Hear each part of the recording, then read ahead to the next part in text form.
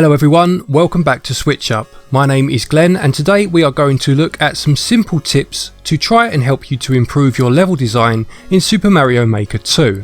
Now these are by no means revolutionary, they are simple tips as I said earlier, but what I'm going to do is go through them and then design a level and show you how these have been incorporated into that level. Okay, let's get straight into it.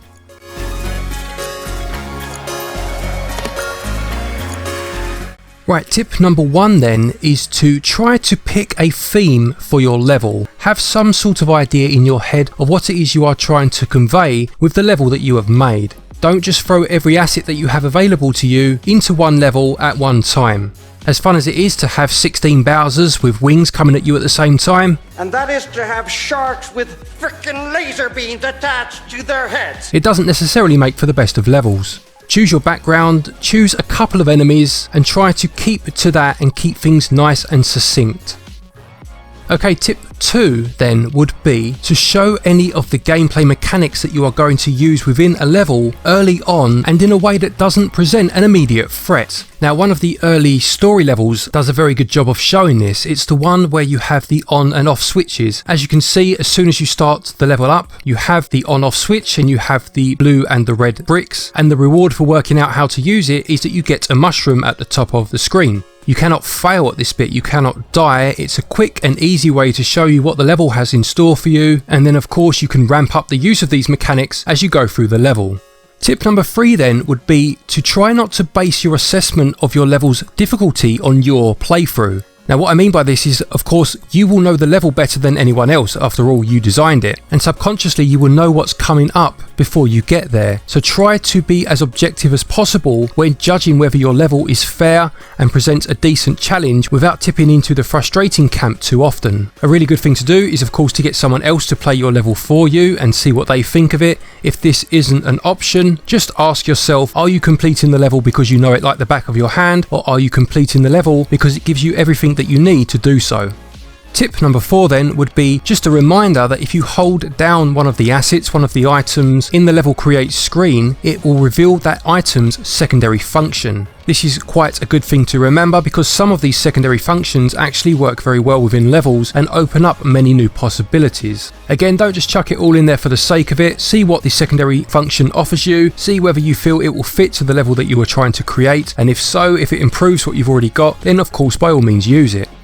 Tip number 5 would be to let the coins lead the way. Now what I mean by this is that if you are creating a level that is quite ambitious and you are worried that it will need a lot of signposting, of course there are explicit signs that you can use in Mario Maker and that's fine, but another way of doing this is to just lay coins in a strategic way that shows people where they need to go next, and Mario games have been very good at doing this through the years. Now when I first bought and played the first Mario Maker, I always struggled with coins because I didn't really see the point of laying them in my separate individual levels, and I was laying them more just because it's a Mario game and you need coins than anything else. When I then realised that actually if you do use them in this subtle way to show players where to go, it actually leads to some very good level design. You can place them in parts of the level that look like dead ends or that look like a death trap, and it will encourage people to explore that area. Now as long as you're not trolling people and you actually have a platform underneath them, it's a good way of showing people where there might be a secret held if you want to start incorporating things like that into your levels as well.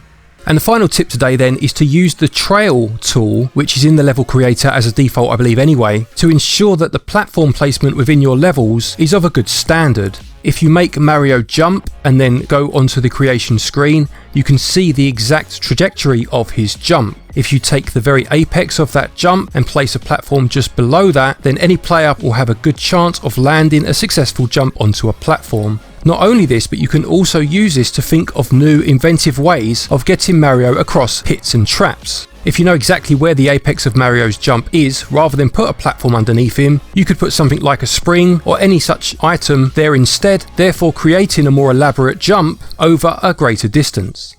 Okay, those are the 6 tips I have for you then. I'm going to create a level now and I'm going to then talk through where you would find these particular tips within my level. They won't necessarily all be in there, but I'll explain that as I go along. And the level I'm going to try and create is a reimagining if you like, of one of the most infamous levels in gaming history, and that's the underwater bomb defusing level from the Teenage Mutant Ninja Turtles 1989 game on the NES. Let's go!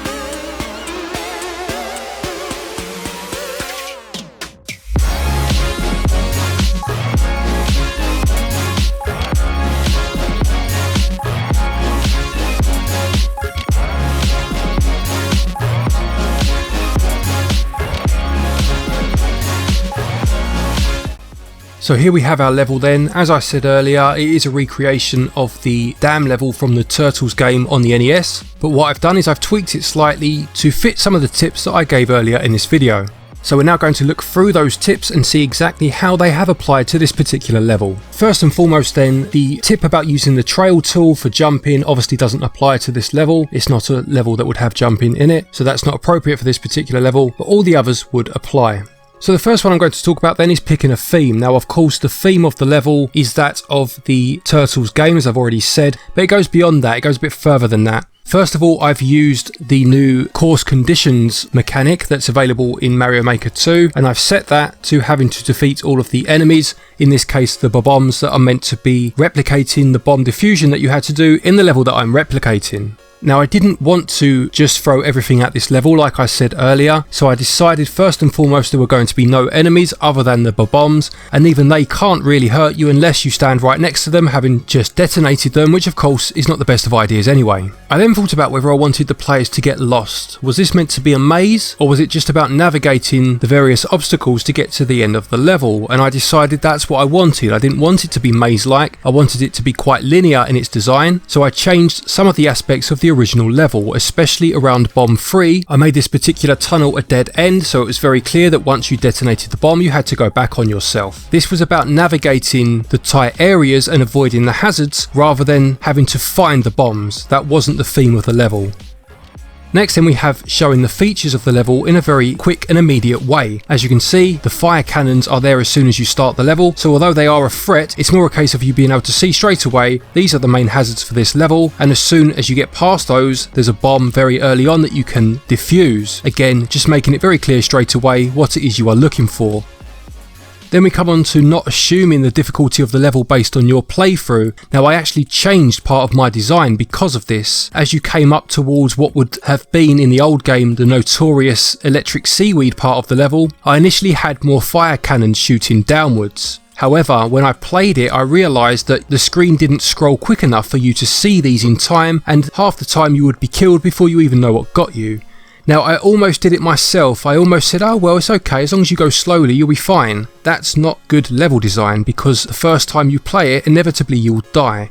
So I changed it to a piranha plant in a pipe and turned it on its side.